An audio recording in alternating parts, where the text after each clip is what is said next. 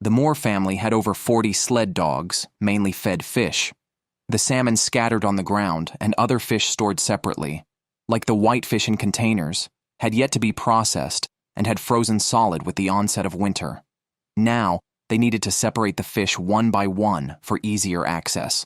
Moore, busy as ever, was aided by his worker, Dustin, who stood by watching rather than helping.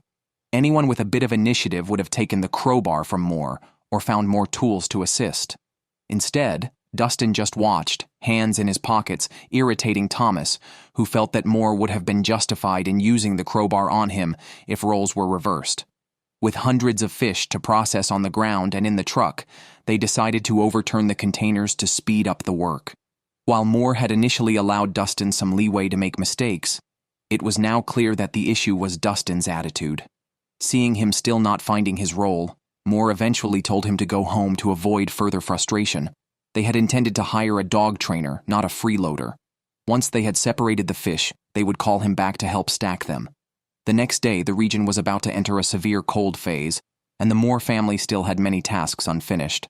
Dustin had been in Tanana for a while, but had not yet adapted to the pace of life there. Moore asked him to try training the sled dogs. Initially, Dustin did not even know how to harness the dogs, but after 2 weeks, he had become much more skilled, though not yet at a dog trainer's level. Moore had Thomas join Dustin to train the sled dogs and assess if Dustin was suitable for the job. After a day of extensive training, Thomas immediately complained to Moore, stating that Dustin was not on the same wavelength as him. If someone is eager to learn, it shows in their enthusiasm, which Dustin lacked, similar to his attitude toward handling frozen fish the day before. Moore had to seriously consider whether Dustin should stay. They even tested him by sending him into the wilderness to see if he could survive, an essential skill for long sled dog runs. Despite having a lighter, Dustin couldn't start a fire even after half an hour, which was concerning. Finally, Moore had a long 1-hour talk with Dustin, explaining that he really wasn't suited for life in Tanana. Although Moore might train him when less busy, he currently had no time to spare. Thomas and Courtney bid him farewell. Life in Alaska, while appealing to many for its wilderness, is filled with dangers and challenges, and those with inadequate practical skills, like Dustin, might not last long. Moore drove him to the town's airport to catch a flight home. Some people love wilderness life as an escape from civilized communities, but that doesn't mean they can survive it. Meanwhile, on the other side of town, Charlie was preparing to set traps with his son. Fur trapping was one of their few economic resources they wouldn't miss out on.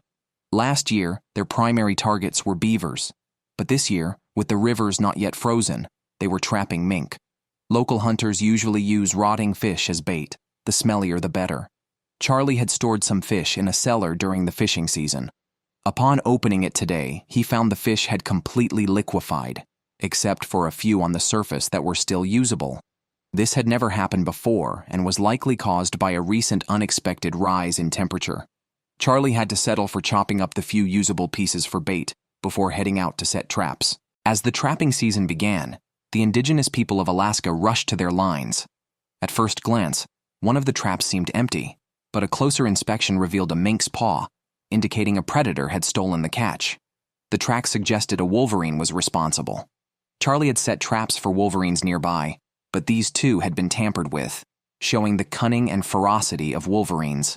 After resetting the trap, Charlie and his son proceeded to the next site. Wolverines, like many animals, are territorial, and there was likely only one in this area. Charlie silently swore to make it pay. The trap should have caught the wolverine, but it had escaped with minimal injury, a significant insult given the fresh blood on the iron chain.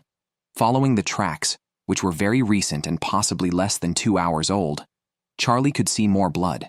If the trap was still attached to the wolverine, pursuing it could lead to a capture. Hunting a wolverine is as dangerous as hunting a bear, as they can kill prey 3 times their size. Following the increasingly fresh blood trails, Charlie heard roars from the woods and soon saw the wolverine running. Without hesitation, he fired 4 or 5 shots, but missed, and the wolverine escaped into the bushes. By the time they reached the spot, the animal had vanished, and its tracks disappeared in the underbrush. Just like that, the first $600 of the season was lost.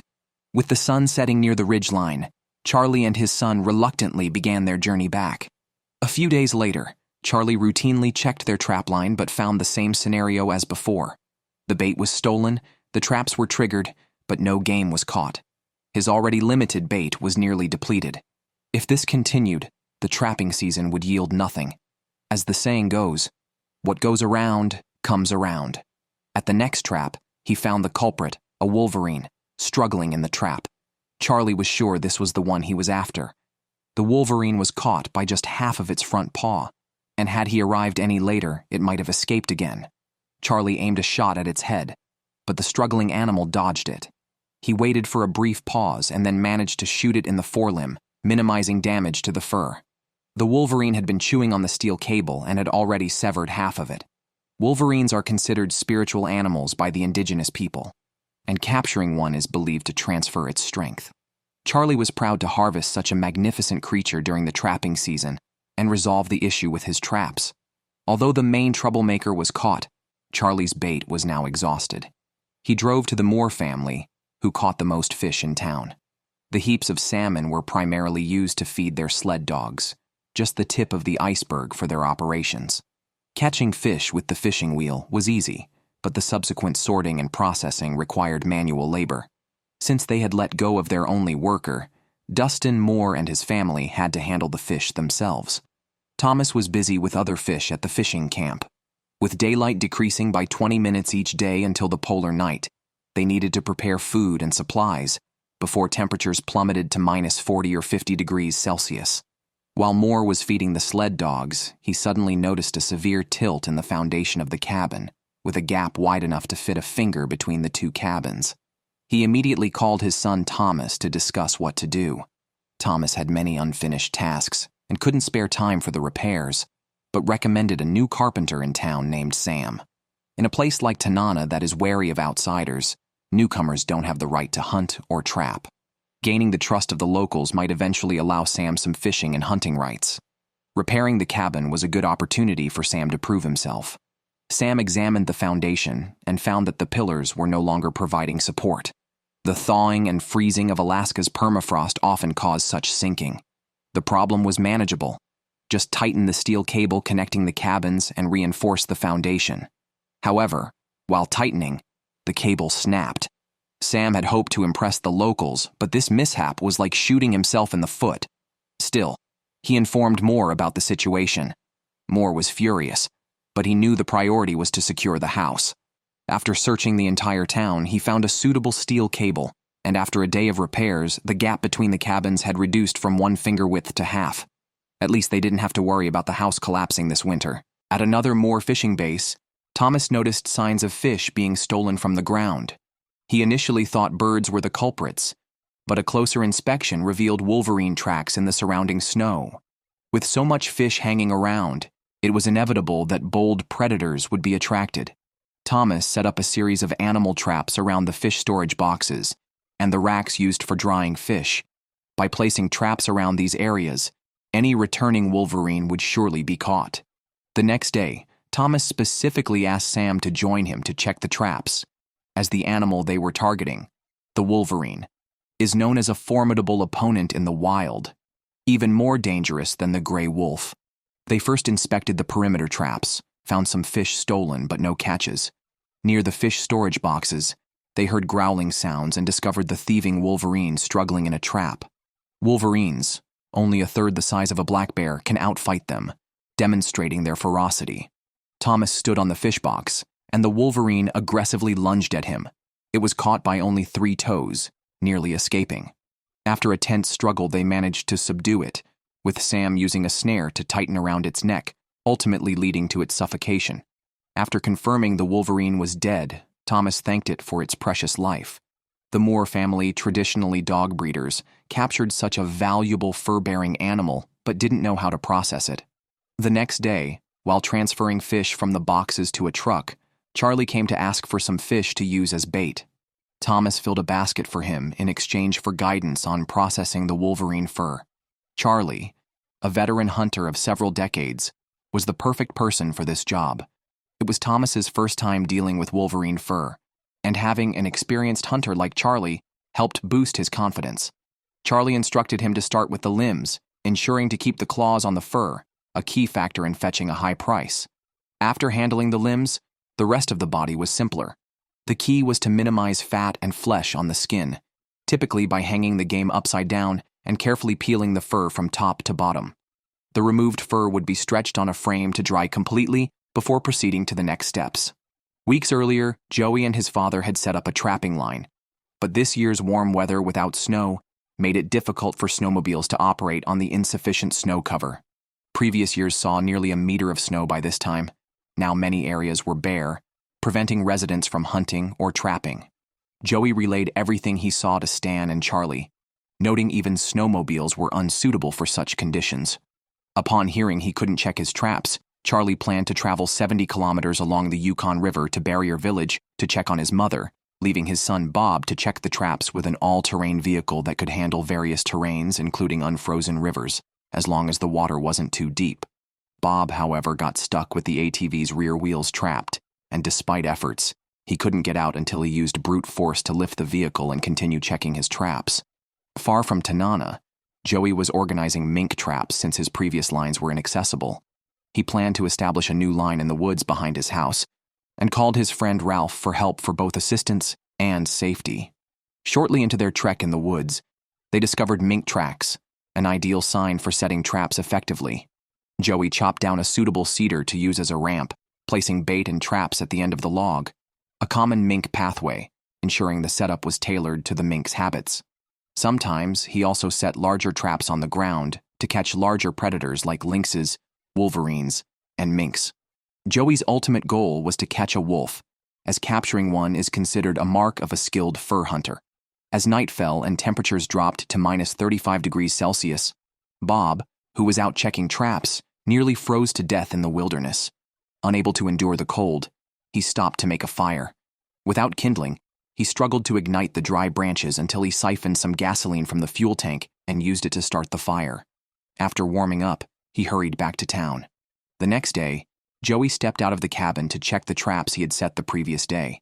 It had snowed lightly overnight, which usually meant animals would be out searching for food after the snow stopped. The first trap was empty, but Joey didn't get discouraged and moved on to check the rest. Sure enough, the next trap brought him a pleasant surprise. Due to a sharp decline in mink fur production this year, prices had risen from $100 last year to $150. The mink Joey caught was slightly smaller, valued at around $120. He left it in place, planning to collect it on his way back. Once luck starts, it's hard to stop. The next mink he found was larger and could easily fetch $150. Judging by the softness of its body, it had been trapped recently. Fortune smiled on Joey today as he continued to find mink after mink, earning $700 within an hour, enough to cover his winter expenses for gasoline and ammunition. Yesterday, he had set 27 traps, 24 for mink and 3 for wolves. Now only one was left unchecked. As he approached it, he heard the growling of a wolverine, a fierce live catch that hunters least want to encounter. Even trapped, a wolverine could still pose a fierce fight. This was a real battle between a hunter and a king of the wilderness. Even with a stick in hand, Joey faced the fearless wolverine. If not for the trap restricting its movement, the wolverine could easily tear a person to pieces. Joey seized an opportunity to hit it on the head with his stick. The blow wasn't lethal but disoriented the animal. He then took out his shotgun, aimed at the wolverine's head, and pulled the trigger. But no bullet fired. In winter, it's common for the firing pin and bullet to freeze, rendering the gun unusable. Each second of delay brought the wolverine closer to full alertness. Joey managed to clear the gun and aimed again, startled by a sudden lunge from the wolverine. It was only after a gunshot that the struggle ceased. The reputation of the wolverine as a formidable opponent was well earned. Even bears avoid them. The shotgun had initially failed because the feeding spring was frozen. Joey was still breathing heavily, tense from the encounter. Last year, he had seen his father handle a wolf, but he hadn't expected his own encounter to be so thrilling. The large tree trunks around them had been gnawed through by the wolverine, a testament to its incredible biting force. Joey cautiously poked the dead wolverine with an axe and a stick to ensure it was completely dead before he dared to touch it. A wolverine's fur is nearly as valuable as that of a wolf due to its rarity and difficulty to capture. Recently, 3 had been caught in town. Joey estimated the fur could sell for around $700 to $800. Elated with his trophy, Joey returned home where Stan was processing the fur of a mink they had caught, which turned out to be a lynx. Joey's entrance with a large wolverine gave Stan a pleasant surprise. It was Joey's first time catching such a large wolverine, which had only been caught by a toe in the trap. Joey recounted the intense and now memorable experience to his father, who felt proud to see his son unlock a new achievement on the trapping line. The wolverine's thick, fluffy fur was valued at about $800. For Joey, the fur was worth $800, but the experience was priceless. On the other side of town, Bob had a rough day yesterday, nearly freezing and catching no fur. The fresh snow from last night should have driven the animals out to feed, so he hoped to check the traps again today using a snowmobile for faster travel. While he proved inept at catching mink, he was adept at catching birds. A small, carnivorous bird had been trapped, which he had to release and reset the trap before speeding off to check the remaining traps. Today seemed to be a battle with these birds, triggering the traps without any significant catch. The good news, however, was that he discovered some lynx tracks near one of the traps, indicating a chance to catch this valuable fur-bearing animal on his trapping line. Halfway through the day, Bob finally saw some success. The mink he caught was the reward for his days of effort. More catches like this would be even better. Perhaps his prayers were heard, as the next trap also contained a mink caught by a large trap on the ground. The last trap he checked did not disappoint either. It contained an even larger mink with finer fur. The first two mink furs were valued at $150 each, but this one could sell for around $180. Bob was eager to show these to his father. Meanwhile, Charlie and his elderly mother were transforming some processed fur into products. A mink fur sold raw could fetch between $150 and $200, but when made into gloves, its value could triple. Gloves sewn from deer and mink fur typically sell for about $500 a pair. This price reflects the effort from capture, processing, and sewing, each requiring significant time and labor. This is the difference between selling raw materials and finished products. In Alaska, Moore and his son Thomas, along with their neighbor Sam, drove hundreds of kilometers to a small town in pursuit of a type of eel called lamprey, used to feed their dogs. Salmon, which they usually use, has a fat content of about 40%, but lamprey can have up to 70% fat content, crucial for sustaining their dogs through the cold winter. Sam, who grew up in Graylingtown since he was 4, knew well how to catch lamprey. First, they set up a windproof tent and prepared firewood for the coming days. Lampreys do not have a fixed migration time. They just roughly pass through this river segment during these days. Lampreys, similar to a type of sea fish, cling to rocks to feed. They migrate once a year, but the migration window is very short, sometimes as brief as 10 minutes, and at most 2 hours, very different from other migrating fish. Moreover, choosing the right spot is crucial to catch these fish. The Yukon River is over 1,000 meters wide, and its rugged icy surface is formed by flowing water pushing up the ice. Lampreys usually choose the narrow channels along the banks, and picking the wrong spot means catching nothing. It's a 50-50 chance, half skill and half luck. After selecting the right ice spot, they began cutting. A 20-inch chainsaw bar, which is 50 centimeters, was used. If cutting all the way down doesn't bring water, it indicates the ice is thicker than that. They had to find a thinner spot to make a hole. After several attempts, they managed to cut out a rectangular block of ice weighing over 100 pounds. They chose to let the ice block sink by pushing it under the ice layer with the current, which was easier than hauling it out. Sam then used a log to measure the depth of the river at this spot, finding it to be about 2.5 meters deep, deeper than their netting depth. They didn't have time to dwell on this, as preparing each ice hole could take half a day, and the lamprey might pass under any second. Once the hole was prepared, they set up wooden crates on the ice to collect the fish, filling gaps underneath with packed snow. Now all was ready, and they just had to wait for the lamprey to arrive. During the wait, they continually cleared the refreezing hole. With temperatures at minus 30 degrees Celsius, they had to clear the ice every couple of hours. How long they would need to wait, they didn't know. When tired or sleepy, they'd make coffee in the tent and then continue the day's work. So far, they had been at it for 18 hours. Whether the lamprey had come and gone or not even passed under the ice was uncertain. Both Moore and Thomas doubted if any lamprey would come by, but Sam was confident they hadn't arrived yet, and his guess was eventually proven right. He suddenly saw an eel swimming underwater and immediately signaled others to scoop it up with a net. Thomas tried several times and caught nothing, but Sam managed to scoop up dozens with each dip of his net. After actually seeing the eels, Moore and Thomas also started swinging their nets, and hundreds of lampreys were scooped up. The fatigue and anxiety they had felt earlier were quickly forgotten. Sam, experienced in catching these fish, consistently netted a sizable catch each time, whereas Moore and Thomas only managed a few. The physical challenge of continuously swinging the nets in the water soon had them all gasping for breath and sweating profusely. Despite Sam's warnings about how tiring fishing could be, they hadn't expected it to be this exhausting. They had no time to rest. The longest migration time Sam had seen for these lampreys was 2 hours, but this year it lasted only 7 minutes, the shortest duration in years. Once the eels passed, there were none left. Their catch seemed plentiful, but compared to the effort expended over the past few days, it did not meet their expectations, possibly reaching only about half. The eels were of a decent size, with the male lampreys distinguished by 2 dorsal fins and notably large mouths, bearing a resemblance to abalones. In just 7 minutes, they caught over 100 pounds of lampreys. Now they had to pack these eels into barrels. Since the lampreys were not yet frozen, they could only fill the barrels halfway to prevent them from climbing out. It was evident from the barrels they prepared that they hadn't met their target. To wait for those 7 minutes, Moore and his group had driven 1,000 kilometers and then waited another 2 days.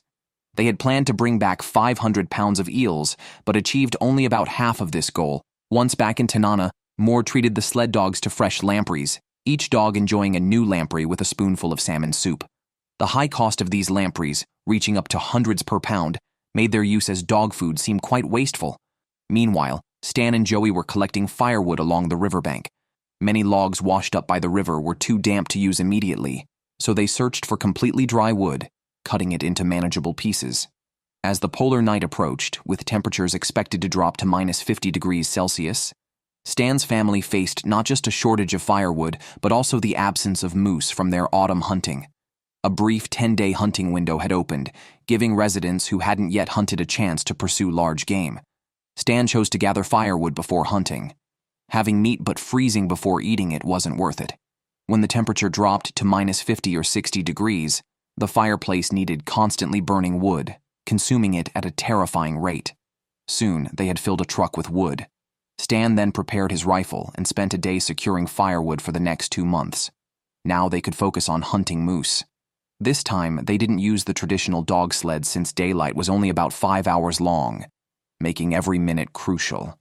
Father and son searched the nearby mountains for game.